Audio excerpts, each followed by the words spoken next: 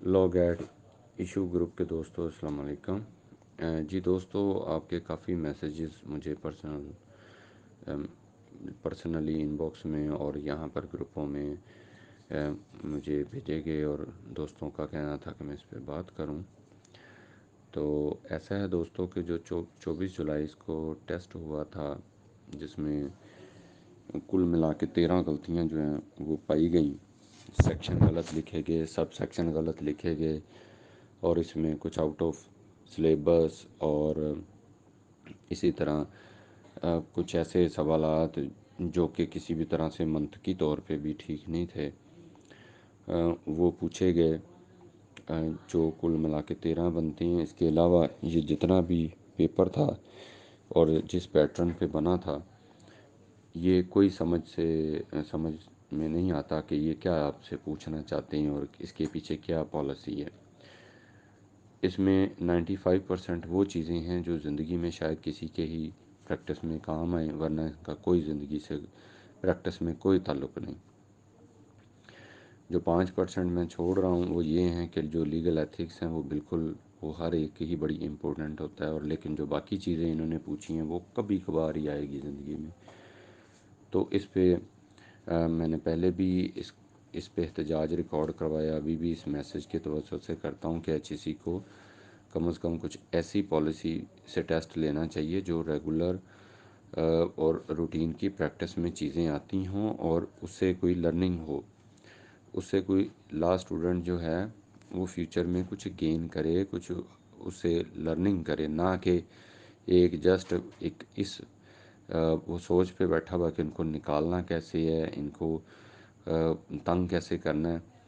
یہ honourable supreme court نے یہ آرڈر کیا تھا لاگ ایڈ کا کوالٹی کو بہتر کرنے کے لیے، اور جس مشین سے یہ کوالٹی ٹیسٹ کی جا رہی ہے یعنی کہ ایچ ای سی، وہ مشین میں خود ہی بڑے فالٹ ہیں۔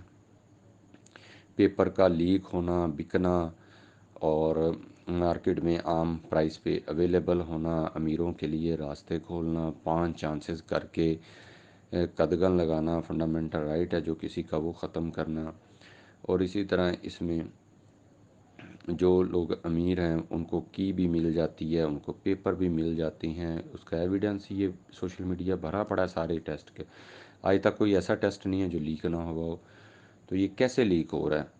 وہاں پر تو اس طرح سے سختی کی جاتی ہے جیسے وہ ابھی ہم انڈیا میں گھس رہے ہیں، اور انڈیا میں جاتے وقت جس قسم کی تلاشی لی جاتی ہے، اور پھر یہ کیسے پیپر لیک ہو رہا ہے، یہ مارکیٹ میں آ رہا ہے۔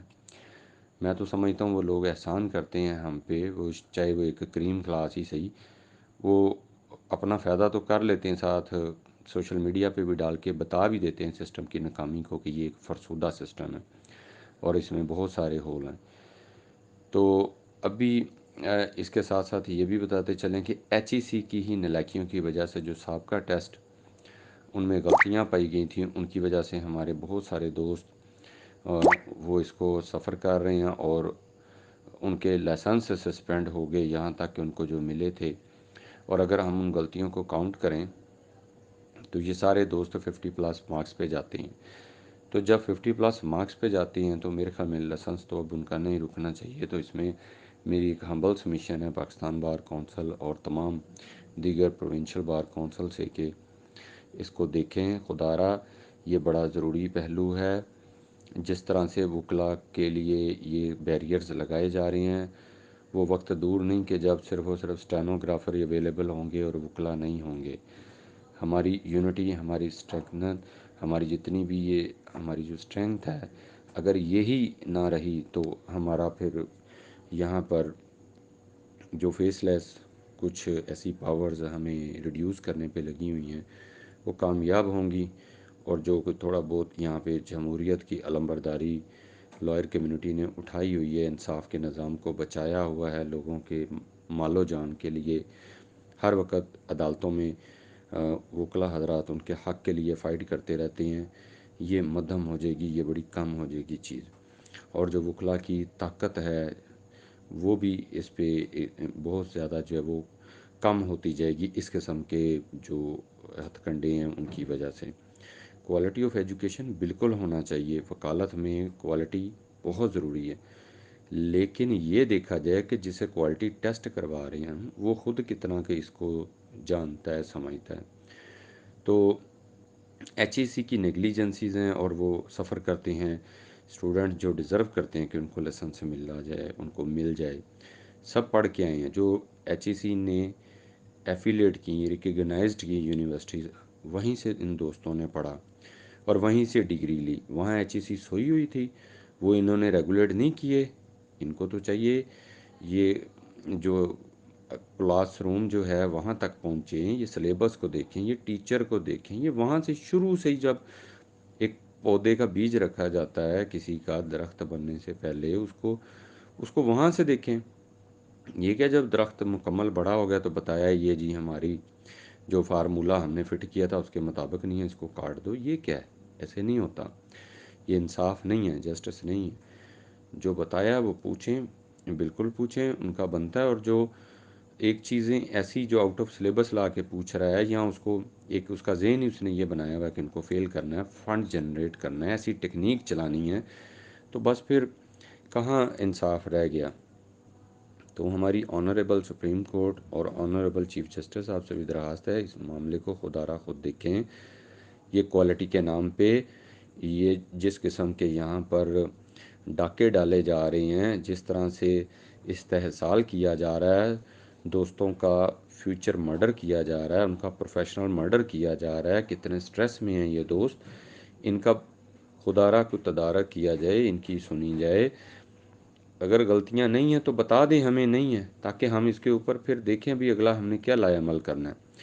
ہم نے درخواست جمع کروا دی، 13 غلطیاں بتا دیں، کوئی تو جواب دیں۔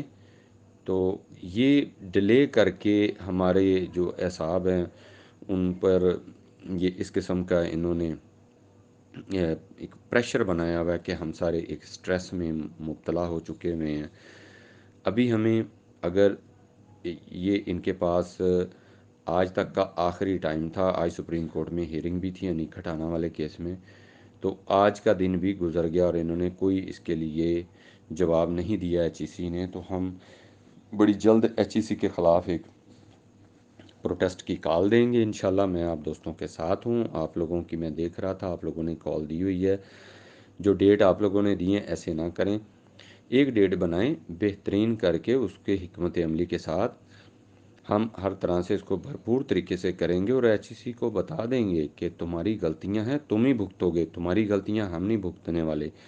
باقی زوم میٹنگ کا انعقاد کریں، اس پہ ہم پلاننگ کریں گے کس طرح سے ہم نے ایچ ای سی کے خلاف احتجاج کرنا اور اپنا حق لینا ہے۔ بہت شکریہ، اللہ حافظ۔